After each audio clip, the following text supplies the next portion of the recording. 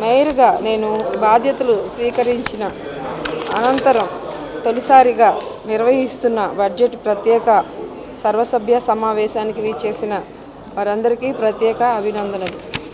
అలాగే 2026-27 ఆర్థిక సంవత్సరానికి సంబంధించి నెల్లూరు నగరపాలక సంస్థ పరిధిలో చేపట్టవలసిన సంక్షేమం మరియు అభివృద్ధి పనులకు సంబంధించి పూర్తి స్థాయిలో అందరూ ప్రజాప్రతినిధులు అభిప్రాయాలతో అనుభవజ్ఞులు సహకారంతో నగరపాలక సంస్థ అన్ని విభాగాల అధికారులు సమన్వయంతో రూపొందించి ప్రణాళికాబద్ధంగా అమలు చేయబోతున్న బడ్జెట్ను మీ ముందుకు తీసుకొస్తున్నాం.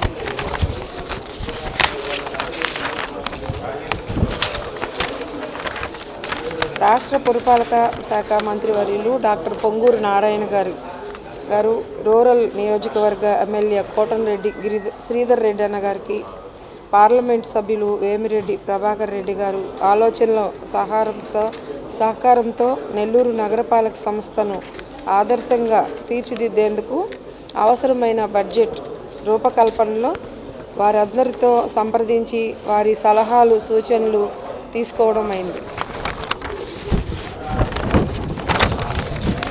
విధంగా 126,40,60,289 రూపాయల నిల్వతో ప్రారంభమవుతున్నాయి. అదేవిధంగా 473,31,30,000 రూపాయల అంచనాలతో నూతన ఆర్థిక సంవత్సరంలోకి అడుగు పెడుతున్నాయి.